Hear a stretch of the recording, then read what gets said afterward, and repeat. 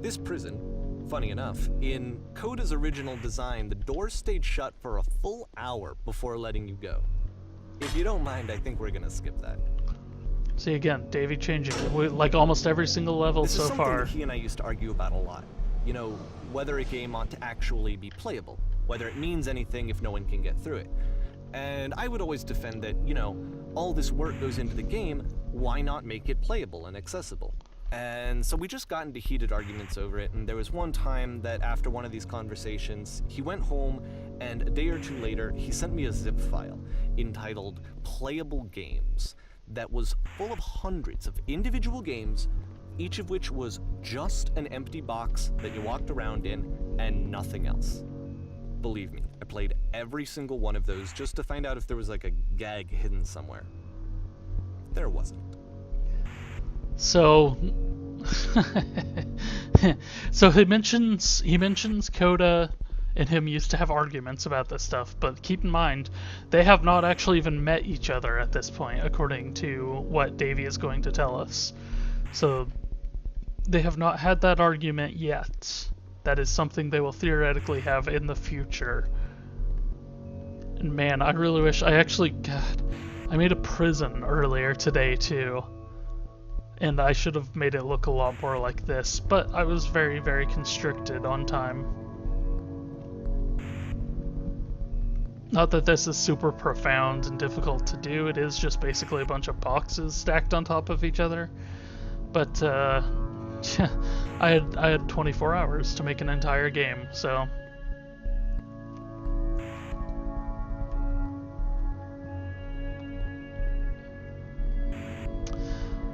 But yeah, it's really fascinating because it is just like what is going on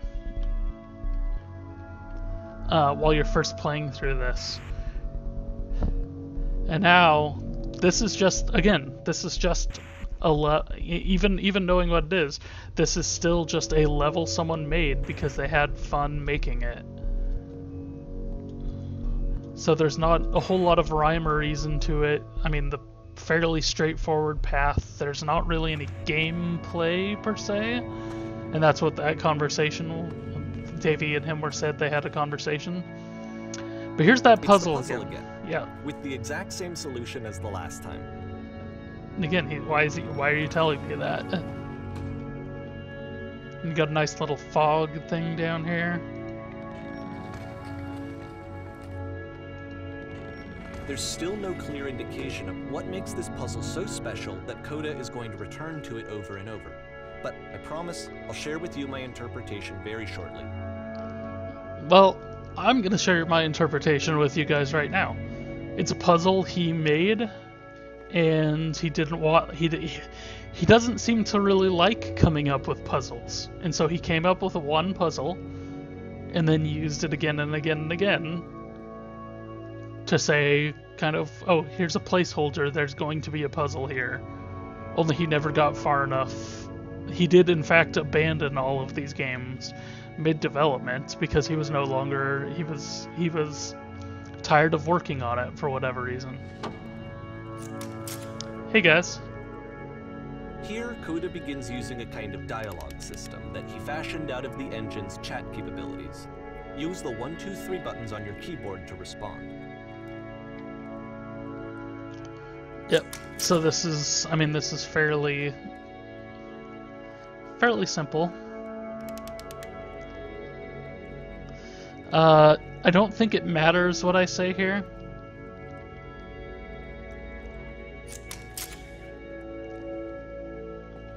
But they really want to know the solution to that puzzle.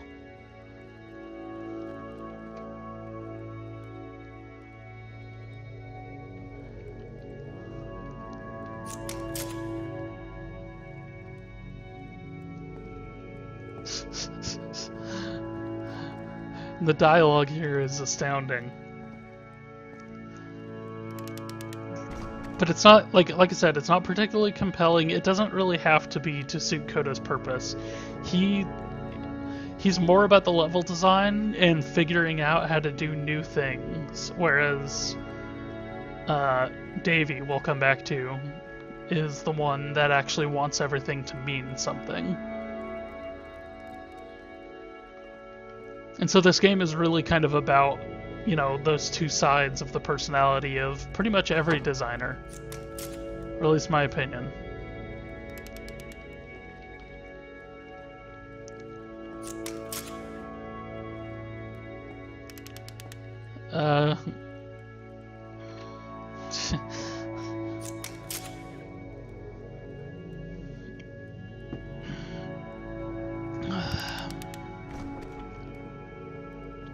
Okay, so 2 identical rooms.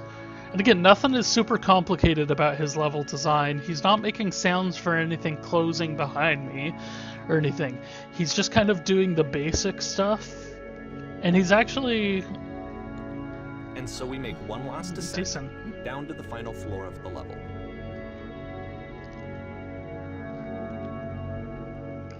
It's also, you'll also notice that he did talk about game engines as we got into this whole area.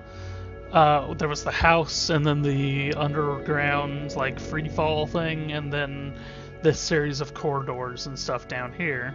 The prison, and then this, I guess. And, oh, up here we're gonna find something else that is Davey tinkering around with stuff. This light post is entirely Davey. He's about to lie to us. It's a lamppost. Okay, I can't tell you quite why, but for some reason Coda fixates on this lamppost. Lie. It's going to appear at the end of every single one of his games from here on out. Liar. I'll tell you what I think. I think that up to this point, you know, he's been making really strange and abstract games with no clear purpose, and maybe you can only float around in that headspace for so long. Maybe. Because now he wants something to hold on to. He wants a reference point. He wants the work to be leading to something. But again, the light post is not Davey. Which is what this lamppost is. It's a destination. We're going to see it in the work as well. His games are just going to become a lot more cohesive, a lot more fully developed, with more of a clear idea behind them. And as we go, that idea will get clearer and clearer and clearer. So yeah, this is the first appearance of the light post. But Coda's not the one that put it there. It was Davey that put it there.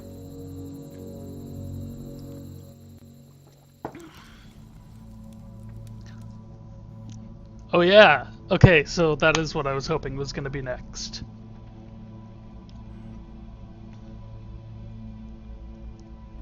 Alright. So there's these notes that are supposedly left by other player. I mean, kind of a bald-faced lie.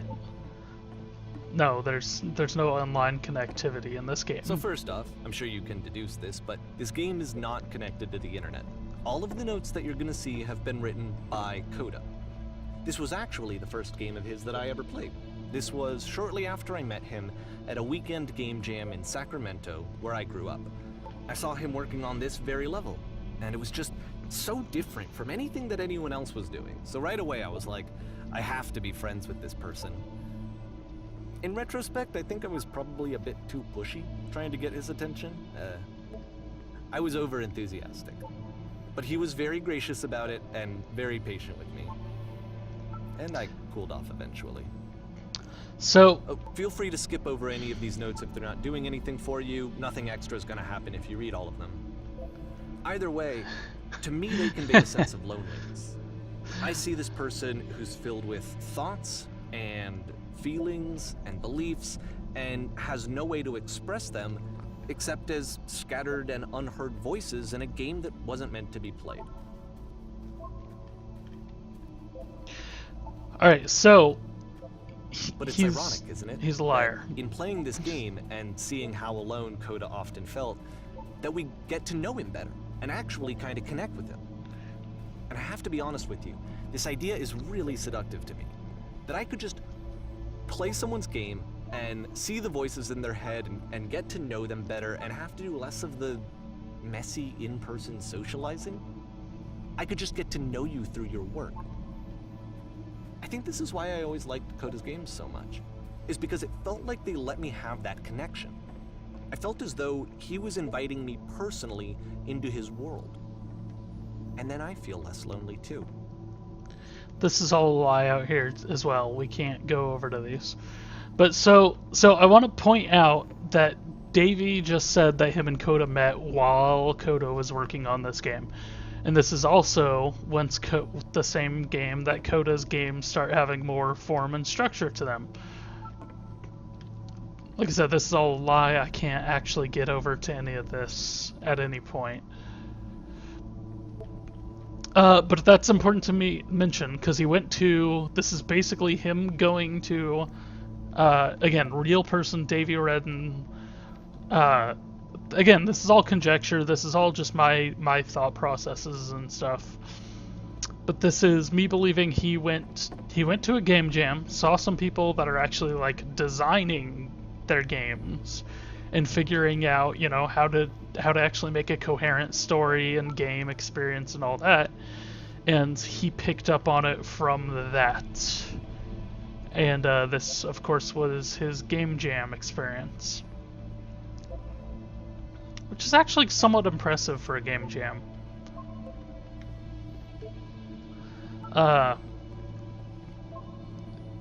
I just said I tried to make a game in like less than 24 hours earlier today.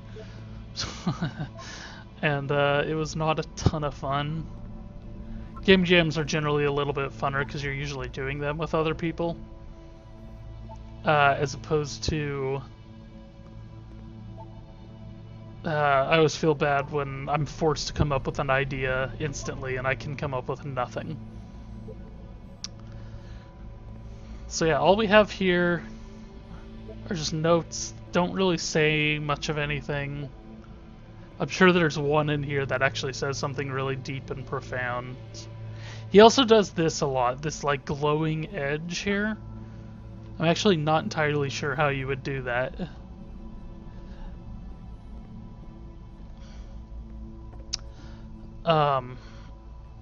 Painting, what does it mean? It's just, it looks like a Jackson Pollock without the actual, like, drippings. This weird, like, whispering. There's also this weird, like, white noise going on throughout, I believe, pretty much this entire game. Which is interesting, because I could have bought the version of this that had the soundtrack. At the end of this level, we're going to see the puzzle again. And here, I'll tell you what I think the puzzle means. Each of these games represents an idea that was on Coda's mind at the time that he was making it. Yep. And the puzzle is a way of closing the door on a previous chapter of his life before moving on to the next one. In each of his just games, the only puzzle after he knew. Exploring a theme that, he might find difficult, Coda can then place this puzzle that he knows has a reliable solution, he understands exactly how it works, and so it gives him a simple mechanism for moving on. I doubt anybody took an obviously these are fake, we've covered this, but I doubt anybody would ever take an hour for this. And because there's this dark area between the doors, a space between spaces, before you move on, you get to pause. Just for a moment, a few seconds to reflect on and let go of the events that led you here. To step back and connect the pieces together. To grasp at that elusive bigger picture. So we get to a point where we find out Coda and Tim had a falling out, and part of the reason they had a falling out is that Davey's always trying to prescribe meaning to these. When there is no meaning, they're just, he created them. How do you leave notes? He made them because he had fun with them. Again, there's the lamppost, which is entirely Davey, not Coda. And we have text coming up. Speak, speak, speak, speak, speak.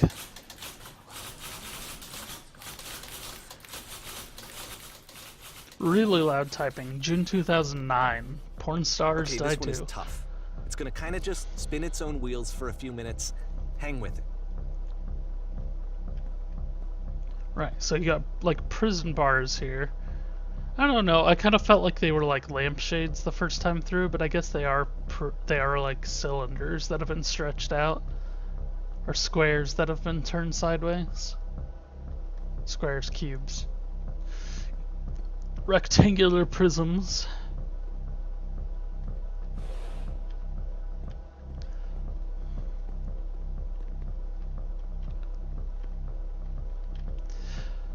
Yeah, the lampposts are Davey, and that's something that Coda will actually complain about. Is that Davey has gone through and added lampposts into all his levels.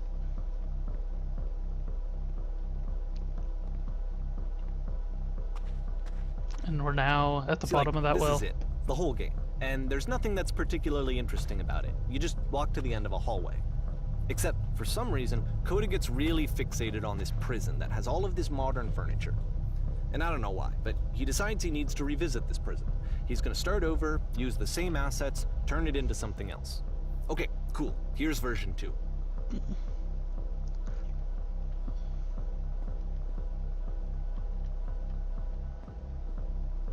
Furniture ought to go in the center of the room. Let's put a refrigerator.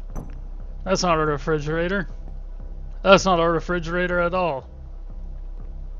Along the wall, 10 stoves.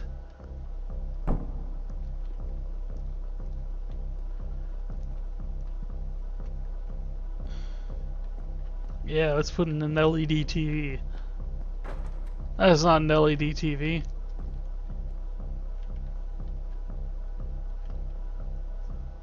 Like that. Tables were invented in 1935.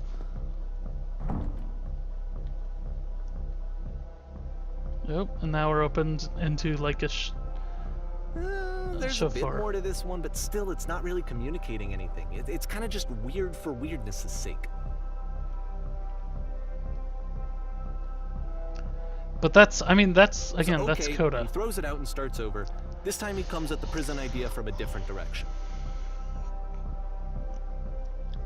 And it's him just playing with this concept, and he's trying to attribute deeper meaning to it than that. Click on this table. And there's the 3 dots again. Photo frame and turn it sideways.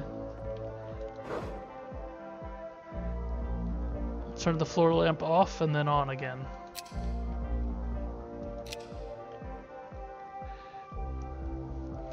Left side sofa, move it over a little. Touch the shelves. In a real prison, the escape will now open. Return to the start, be taken back to your prison. Okay, let's go.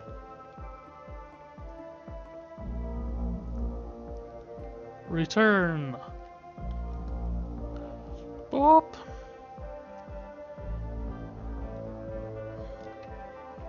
And of course, now the table is gone and you can't begin the chain of events to escape. Here's a version where there are no bars, but you can't actually get to the well. And then a version where the inside of the prison is the outside and the outside is the inside. Let me just blink you real quick through a few more of these. I mean, he really unloaded on this prison idea. There's nearly a dozen of them. Personally, well, I think it's awful to watch this, to see a person basically unraveling through their work. And for what? Like, at what point do you just go, maybe there are game ideas other than this prison that I could be working on? But Coda doesn't have that voice telling you to stop, that particular mechanism of defense against yourself. Without it, you just spiral. And so he keeps going and going and going and going and going, and then he hits on something. And he likes it. And that's it. He's done. He stops making prisons. This is the very last version of the prison game that he created. And the reason I think it works is that the prison is not actually in it. See, and again, it's just like Davey is the after the fact. He's the person, he's the side of himself that goes back years later and goes, what am I thinking? And so he's describing Coda as, you know, losing it, as going mental and unraveling, I believe is the term he uses. And Coda doesn't feel that way. Like, Coda, the creative side of him, is like, no, I just wanted to iterate on this single design and see if I could come up with something cool from it. And this is what he comes up with, and then as soon as he does, he's like, okay, cool, I did come up with something cool, now I'm done, now I can move on to the next thing that I want to make. And again, lamppost, the lamppost is not there. That is something that the designer side, Davey, has put in there So I have a goal to aim for. I know I'm aiming for that lamppost as soon as I come out here. And I'm not going to try to, go run through the hills or anything like that.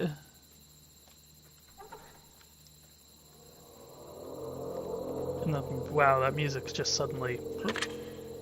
And we get forced camera position.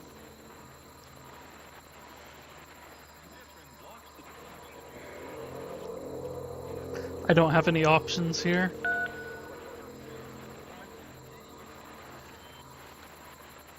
I'm you from after you escape the prison. It's a conversation. And so this is what Coda wants, is to be able to talk to someone, to share what's on his mind, and to get some good advice from someone who knows. But the irony is that even in this scenario, you're still talking to yourself. He's ascribing purpose to something that didn't have it. Are Coda talking to himself? It is Coda talking to himself. I mean, I think Coda is actually laughing at this point, even though Davey is ascribing it as him, unraveling.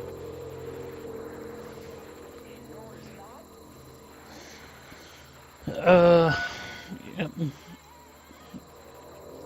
And it makes a noise like I'm actually hitting the button on the phone whenever I make a choice.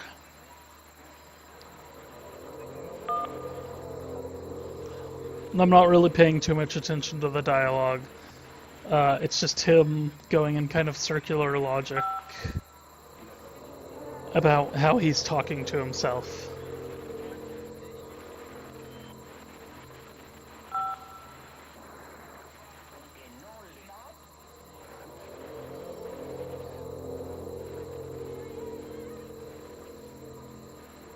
That's how do you, they asked me how I felt about being imprisoned, and that's what freaked me. So since I'm talking to myself, just tell me how you feel.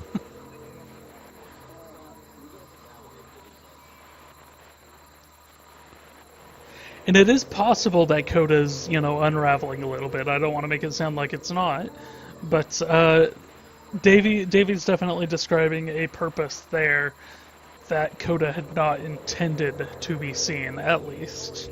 So if he was depressed, maybe he didn't know he was depressed.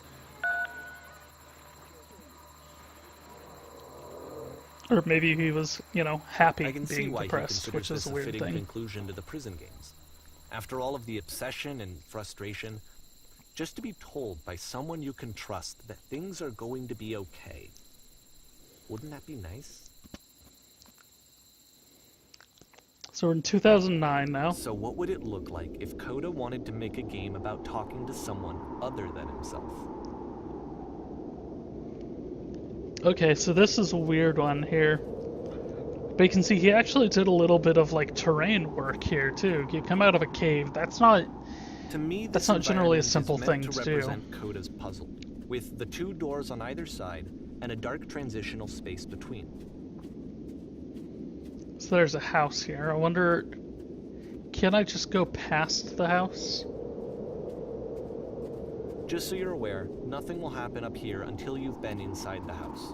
Ah, okay.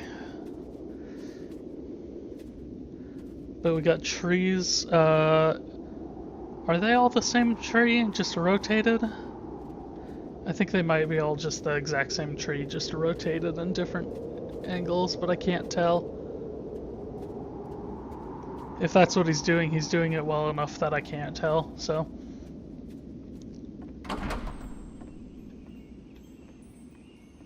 It's amazing what you can do with a very limited amount of resources.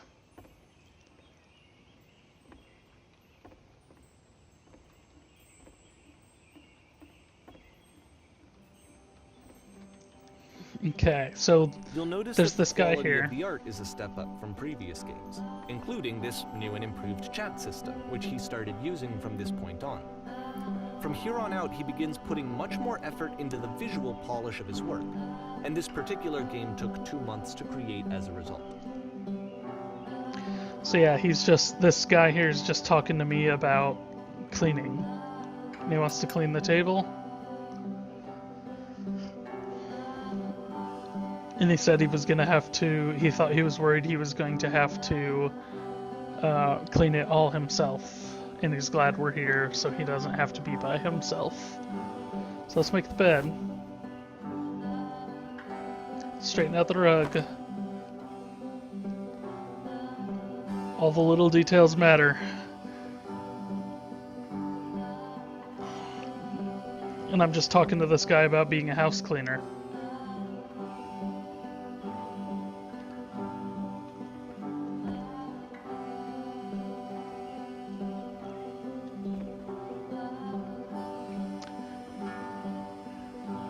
And it's just basically about like how cathartic he finds cleaning.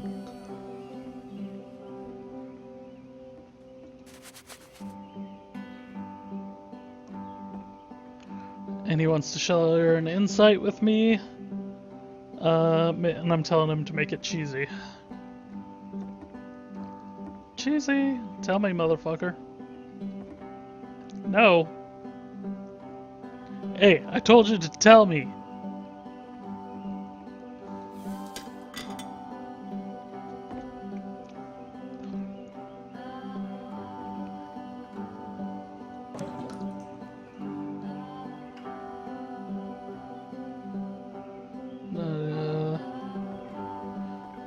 Yeah, he's just having me go around doing chores for the moment.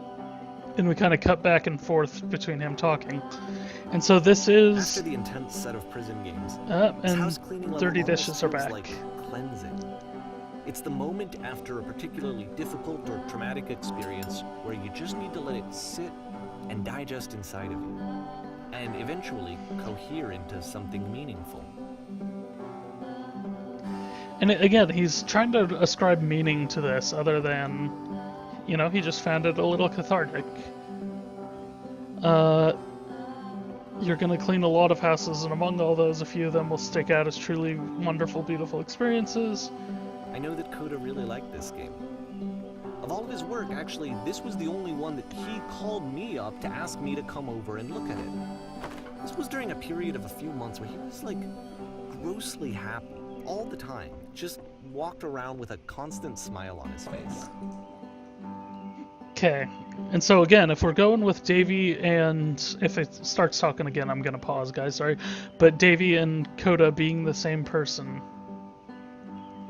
Jeez, he's talking about his cheesy thoughts. Let me take a second to talk about what I was gonna talk about. If Coda saying he called Davey up to get him in on this, how does that fit in with them being the same person? Well, he called Coda because he wanted him to draw the player into this house in the first place. And to do some of the actual, like, designy stuff and stuff like that. And so this is actually kind of the one genuine collaboration that the two of them have, I believe. I don't think they ever really collaborate again. Because Coda's being creative, and he wants his creativity to shine through, and he uses Davey in order to do that. Whereas in the past, they've all been Davey adding on to Coda's stuff. It's been Coda making something that he really enjoys, and Davey coming in and going, oh, okay, but yeah, if you did this, people would actually be able to find their way around. But okay, so we're going back to this guy out here, his cheesy thought. One's house looks a lot like one's soul. If you take care of it, it takes care of you. I don't know why I felt so weird. If that is true, then I have one messy, hairy soul. I got dog hair all over the place, man. And just boxes of food and just... Yeah, I'm not the cleanest person. There's a bit of truth in it, no? Not really.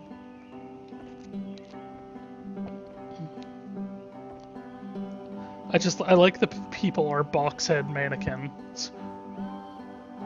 Clean up the books.